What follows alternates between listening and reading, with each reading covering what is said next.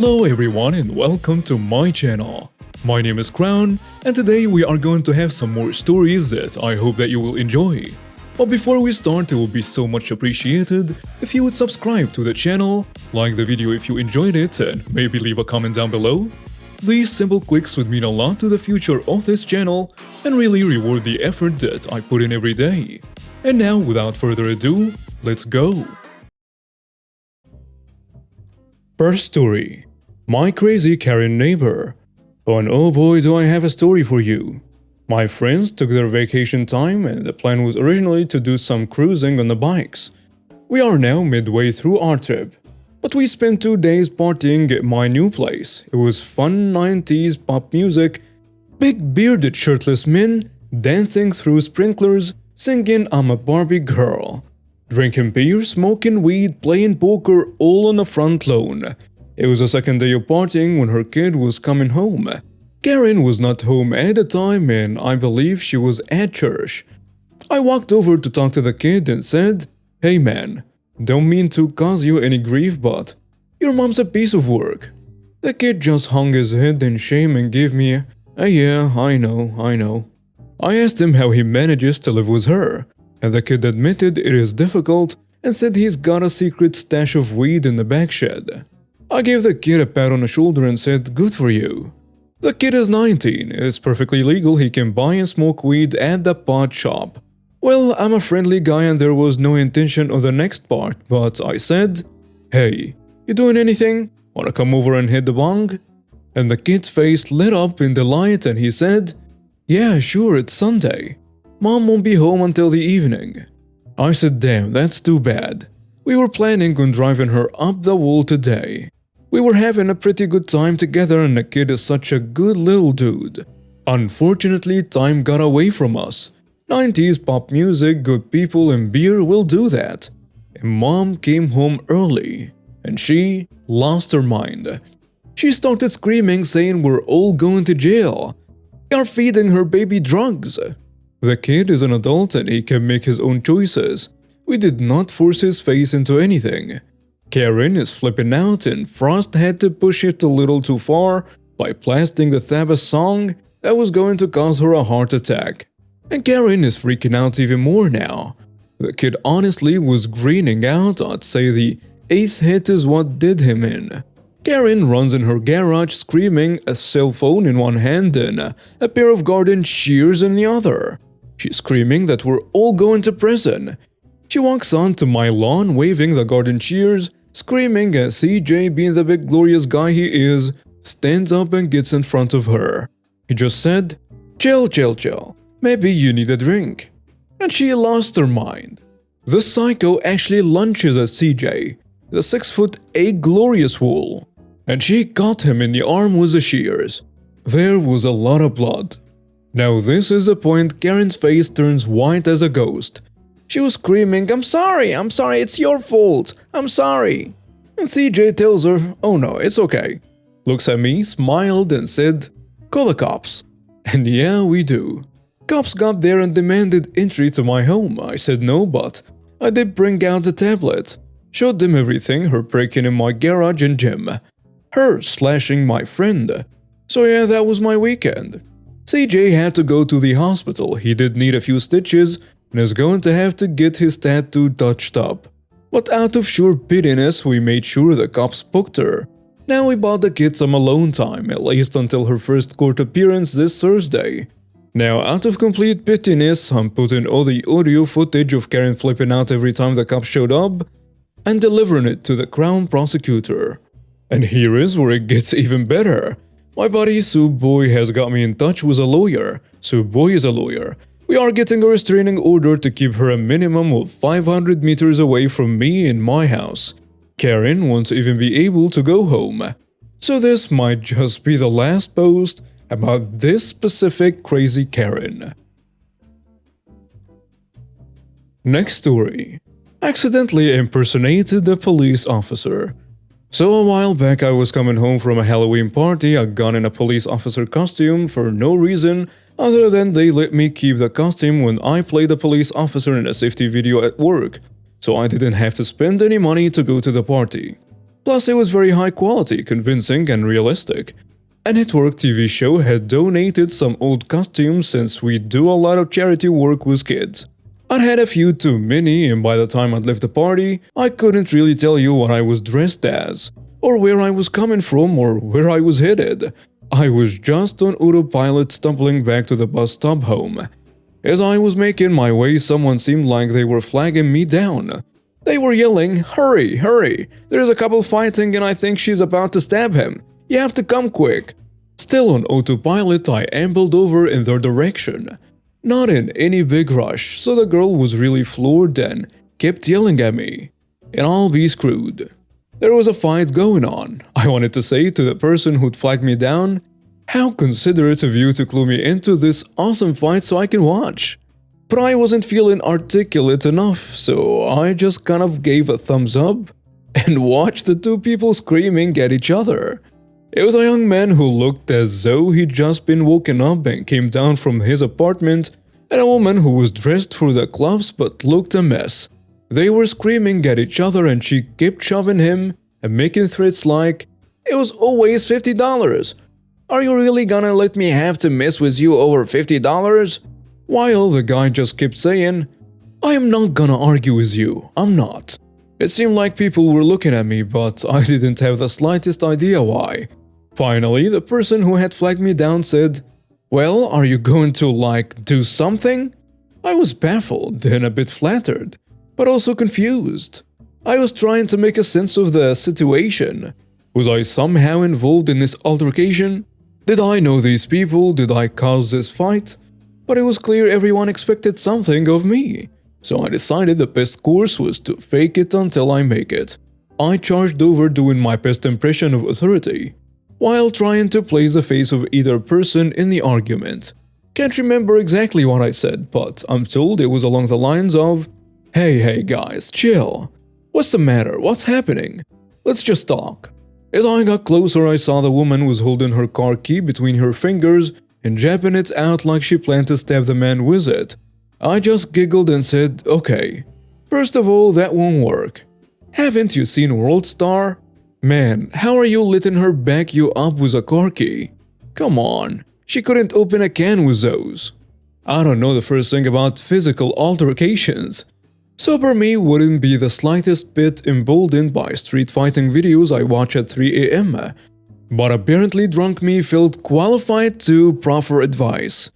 There was a moment of stunned silence as the bystanders wondered how I could be so ineffective, and the arguing people wondered whether or not I was going to arrest them.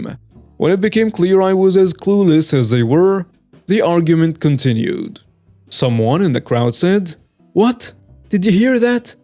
Someone else suggested, "We should call some other police, like 911. I was thinking, what? Yeah, of course. I can't believe no one's called the police yet.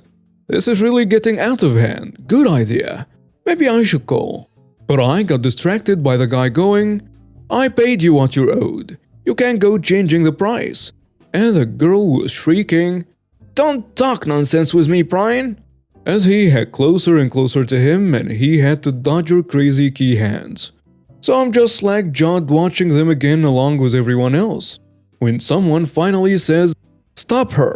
She's going to hurt them," while looking directly at me. I wasn't sure why everyone seemed to want me to stop them, thinking to myself, or one of you guys could do something. You were here before me. But I figured I must be involved somehow and don't know why, because everyone kept addressing me directly. Maybe I owed someone money. Maybe I chatted with one of them at the party. In any case, I was like, I've got to hang out with these people more often. They have got a lot more trust and respect for me than my other friends. I was feeling good from all this attention and everyone expecting me to be able to handle things. Finally, I mustered up the most authoritative voice I could and yelled, "Got it out with the key. I told you already. That will not work." And I had everyone quiet again. So that must be a step forward. Now, what exactly is the problem going here? I asked. And they started to explain, but they were both talking at once and nothing they said gave me any better understanding as how I was involved. So finally I was just like, "How do you two know each other?" And the guy said, "We're friends, we're good friends. She's just a little overreacting right now." In hindsight, the guy probably had some drugs on him or some other reason to want the cops, or in my case, people dressed as cops, to go away. Because he seemed terrified even as he was saying it was all fine. As best I could piece together, stopping the fight would make everyone happy, so I thought back to how my mom would break up an argument, and I implored them, "Come on guys, friends shouldn't be arguing this way. Let's go. Whatever this is, we're going to set it aside. We're gonna sleep on it. Until then, I want you to hug it out, come on." And I start ushering them into one another. I guess the girl didn't really want to deal with the people dressed as cops either, because though she begrudgingly put her keys down, she didn't go in for a hug. So rowdy drunk me was like, "Come on, hug. Anything could happen. Life is short, you could be dead tomorrow." This poor girl thought the police were threatening to kill her if she didn't comply with an order to hug it out. And they hugged. And then I was like, "Alright, where are you guys from?" And the guy was like, "I'm staying here at this building here." And I was like, "Okay, then go home. You two need to cool off, and tomorrow maybe you'll have forgotten about this whole thing. You two, go somewhere else." I said to the girl, vaguely gesturing away from the building. She started to say something about her $50, but I was tired and ready to go home, so I was like, "Now, you can pick this up again tomorrow. You two men, go inside. Get some sleep, it's late." You could hear the crowd whispering in confused awe as I watched the girl leave and watched the guy go inside, just yelling over them if they tried to start up again until they both cleared out, and then stumbling off myself. And then I went home, showered, passed out, and barely remembered any of it the next day. Just vaguely remembered talking to some people arguing on my way home. About a week later I went to this friend's house again, and someone was there who had apparently been in the crowd. They were like, "Oh my goodness, you're the cop that broke up that fight in front of the building. Between you and me, I promise I'll keep it on the low. But were you drunk on the job? You seemed trashed. Were you off duty or what?" I told her I had no idea what she's talking about. The closest I'd ever been to a street fight was watching World Star. And she was like, "Yeah, you talked about watching World Star. So did you make them hug just to mess with them, or is that like an actual thing they really teach police to do to de-escalate things?" That got my attention because what were the odds of someone who looked like me being in this area talking about World Star?